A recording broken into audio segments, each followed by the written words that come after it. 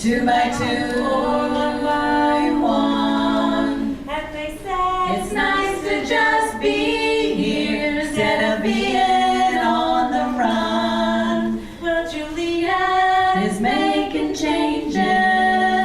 Linda thinks things through. Ilana's in transition and doesn't know what to do. Look around, we are a million of women. Look around, we are 10 women strong. Don't you know that in a million of women, each has time to sing her own song? Ellen's renovating. Michelle writes her PhD. And searching for her own true voice, Helena writes short stories. Margot's having a baby. Rayzel arrives late. Lily's opening her heart while Amy sighed for a day. Look around, we are a million of women. Look around, we are 10 women strong. Don't you know that in a million of women, each has time to sing her own song? Life always transforming, the journey's never through. Capture a moment in time, hold it close to you. Gather round the circle, formed of women's hands. Celebrate life's mysteries, for you never know what is planned. Look around, we are a million of women. Look around, we are 10 women strong. We're 120. Let you know that in a million of women, each has time to sing her own song. Each has time to sing her own song.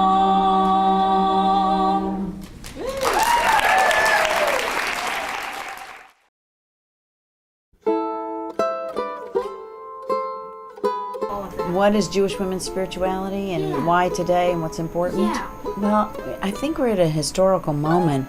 We've been exploring, creating, mining Jewish women's traditions for the past 30 years, but to be so public about it, that's what's new here. That in the past, we've been the holders of spirituality, but it's been in the home and it hasn't been recorded. So here we are out in the world in a very public arena with different modalities. We're exploring text and movement and song, chanting and meditation, healing that divine feminine and rebalancing the energies in the world to help heal the earth, all of it. It's all here. I think we're getting those that have explored their spirituality in the common culture, right? And who haven't found a Jewish entry point. And we're finding people who have been traditional members of synagogues where that's not the end all and the be all. They want to explore a different dimension. So we're getting the intersection of both of those people. I think there are a great many women that I know, those so-called suburban women, who need a place to connect Jewishly with other women, or just Jewishly in general, because they don't feel like they have a place. And a lot of people that I've talked to during this program, during the retreat planning, have said they've never done anything really even Jewishly. And now this is something that they feel they could be comfortable with. So we're thrilled. What I see happening here is I see women empowered, and I think the long history of Judaism was that women were at home and were creating a Jewish home life, but not necessarily empowered with their own Judaism. They were doing, but not really creating. And I think this is the creative part of it, where it lets women know that in addition to transmitting conventional, traditional Judaism, they can create it and make it more meaningful for themselves, their families, and particularly for their daughters. And I think that's what's very empowering. And every time there's a new ritual that's added in a family context, then we're enlightening the world. and men need to understand that for women, some things have to change. The resonance is different. And they're coming from every walk of life, every age group. We have residents of the center here, of the nursing home, who are attending. We have people in their 20s, and everyone in between, all kinds of people. It's extraordinary. In my experience as a Jewish community event planning person, I've never seen anything like this. And it's just exciting for me to see that there's over 150 women here today, that there are walk-ins, people have come from all over, and the issue of women and their own view of themselves as they move through the generations, and how now there's a way for women to talk about it and to learn about it and to get in touch with their feelings in a Jewish context is just so important for me. So I'm really glad that I could be a part of having this happen. To make the case for Jewish women's spirituality, its exploration of it in retreat, in large gathering, is a coming out of sorts from private in the home, moving into the public arena. And it is so critically important because, number one, it heals the individual. Exploring the spirit heals the individual. Number two, the Jewish people are still a wounded people. We have a traumatic history. So we heal the collective of the Jewish people. And then the drawing on or the attention to or the invocation of the divine feminine heals our communities, our planets, the earth, the world, which is really also what we need at this time. So that to me is making the case for the focus on Jewish women's spirituality. This week's Torah portion, last week and this week, is about the Mishkan, about the tabernacle. So in order to, in ancient times, to go into the tabernacle, the high priest, if you would, or today the high priestesses, need to prepare themselves to go in to do to make the offerings. So we've created the Mishkan. With it, we've created an ark that people can walk through the doorway. We've created it in the workshops. There's workshops on the senses, there's aromatherapy, there's movement, there's text, there's study. Spiritual practice of knitting, talit making, hands-on kind of things, crafts that were traditionally women's way. So we've given different doors to walk through to go into that Mishkan and see where we end up. I think that individual women, in alignment with what you said, many of them feel wounded by their path through Judaism, and in a place like this might find a comfort level maybe that they've never had before, and then can go forward with that and feel stronger and empowered and comfortable to take it out to somebody else. What we did this morning was a ritual in which we invoked and called forth 7 powerful holy women from Jewish history that were in large measure omitted from Jewish history, to come back spiritually to us, to open ourselves so that they can bless us with their presence and with their wisdom. And these women span from the 2nd century Common Era all the way to the 20th century. They're women that have tremendous teachings, and they're women that didn't do it by the book. They went to God, they had found their spiritual meaning and their mysticism and their power in many different ways. And one of their great teachings to us is that there are different spiritual temperaments, that we don't have a one-size-fits-all model, that we're all different. We all have a soul's code that we need to live out, and that we're gifted each in different ways. And for one person might be an activist and need to go out and build community and do tikkun olam, repairing of the world in a very external way, while another person needs to stay at home and create a sanctuary in her home and raise her children and invest her food with holiness and raise her children to be holy human beings. For another person, being a scholar might be her path to God and her way of finding meaning through the sacred texts and through study and becoming a rabbi or a theologian, while some of us, a few of us, are gifted at birth and or we find the talents along the way to become seers and visionaries through our artwork or through our meditation lives, that we are clear channels to bring in God's message into the world. So there are scholars and there are homemakers and there are activists and there are mystics amongst us, and it really is important. One of the lessons in this book is to find who we are, each one of us, and to live in balance with what we have been given and bring through our personal gifts.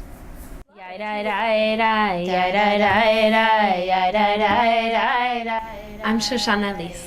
I'm a student at the Reconstructionist Rabbinical College. I am also a student of Rabbi Marsha Prager and other Jewish renewal teachers. I'm Penina Kilberg. I'm also a student with Rabbi Marsha, and I'm working with Rabbi Rayzel Raphael. I'm working with her on another project, an outreach project. I am a licensed social worker and a Hebrew school teacher.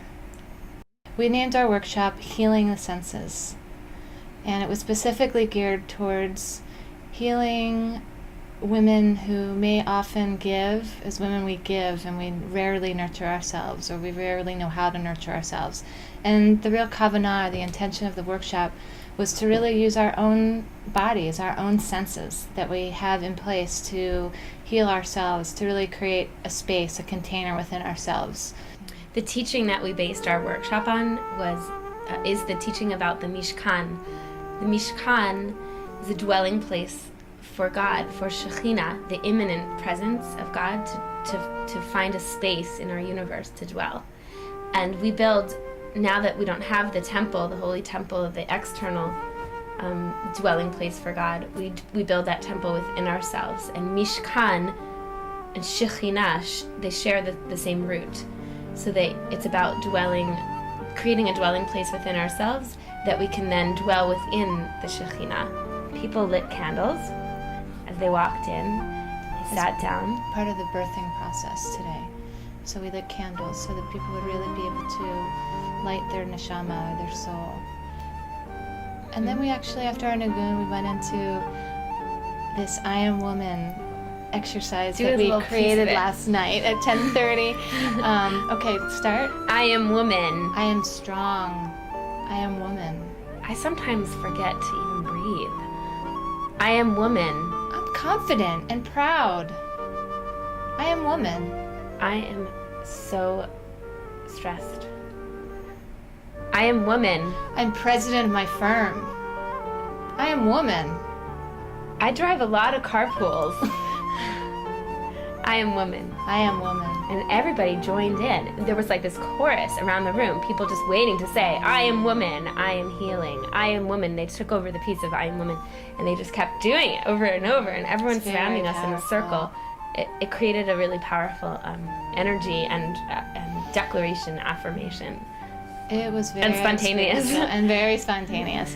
We really wanted to tap into the experiential piece. We also created a mikveh, which is a body of healing waters. And our body obviously wasn't running, although we would have loved it to be.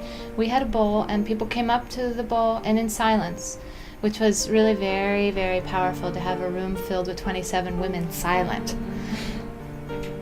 People would come up to the bowl and we'd wash their hands gently and then gave them a very hot cloth, which, as you know, is like the most soothing, at least for me, the most soothing thing I could ever do for myself.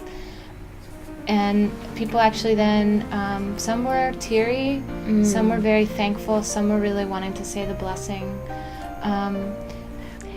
Brucha at Ya Eloheinu Malkat Haolam Potachat Sha'arei Tichusha.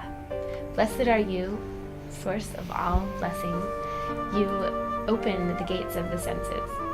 And this was our blessing that we created for this workshop that can be used when we want to open the gates of the senses and we want to celebrate that they are open, that we have this gift of sense. I did a workshop called Knitting as a Spiritual Practice. I'm a relatively new knitter, about 3 years. I think that's new, rediscovering knitting. And it occurred to me after I started knitting for a while that it did have a whole spiritual quality to it. It started to center me, it definitely started to calm me, and I felt that there was a lot of, because I'm very connected to my Judaism, I really connected it to my Judaism. So when this conference came, I thought, well, why don't I do something about knitting as a spiritual practice? And to me, knitting is like, there's two parts of prayer. There's one part that's like the ecstatic, spiritual, the kavanah part. And there's the other that's the discipline.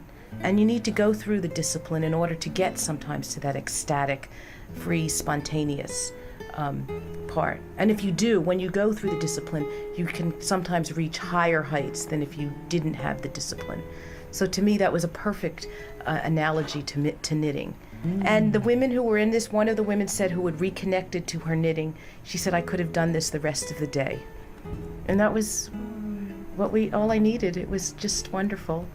And we're knitting squares to put together for a quilt to make for a battered women's shelter. So I felt like the energy that we give here should continue. And the yarn that I bought for this is made by a women's cooperative in Chile.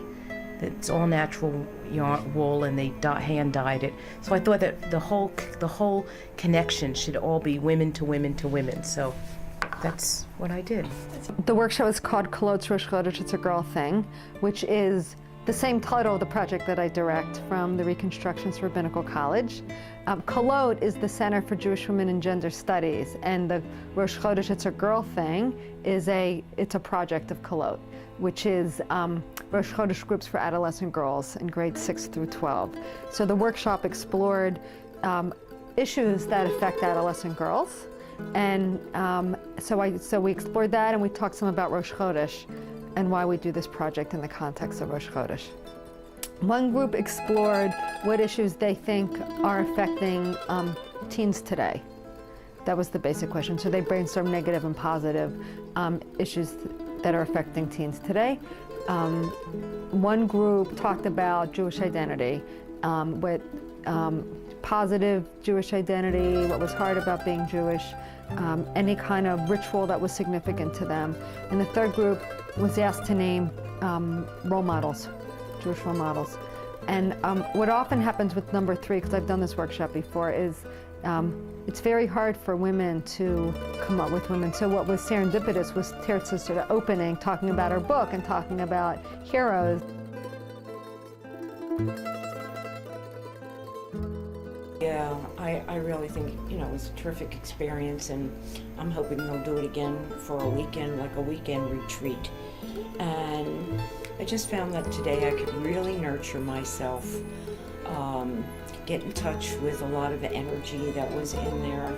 I loved moving around. I felt extremely flexible, very, very loose and easy. I met some very interesting women today.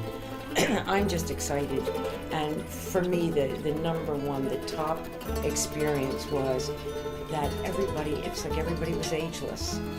Age did not matter anymore today, and because there were all age ranges here, and I got what I wanted, a kind of a spiritual fulfillment. The first word in my movement workshop, because I went into the movement workshop, the word and the movement I got into was that of warrior. And I felt my stance getting really strong, but in that there was also the nurturing quality that I was giving myself. For most of us, we are in a very head culture, especially being Jewish women. So that having an experience where we can move out of our heads into our bodies, use our voices, use our senses, really makes for a rich and very full experience. So this is exactly the kind of thing that we need to renew ourselves, and the connection with other Jewish women. Women who have the same kinds of energy and ruach, that we're able to connect with each other and form a community. Makes us feel less alone. I think I'll certainly carry that out with me after today, that I'll have these other women that I'm with in spirit in this community and beyond. Well, I moved here just a year and a half ago, so for me, the object I realized after I came, my personal agenda was to find community, to connect with women of similar interest and energy, other Jewish women, and that definitely was achieved. And what I remember thinking is, women everywhere are very much more the same than we are different, and that this was a wonderful way for us to be together and to share that with each other. So that was very much a success. Definitely needs to be repeated. We don't have to go away and get on a cruise or go someplace exotic. It's right here and with each other. So it was wonderful. Oh, what am I gonna do? My love has passed away. I realize no matter what, I'm left behind. I'm here to stay. You keep telling me go back home. To my parents I must return. But you've been my support these years. This love I cannot spurn. You are mother, you are sister, you're most of all my friend. Where you lead me I will follow until the very end. You've always been a solid one, the answer's well thought out.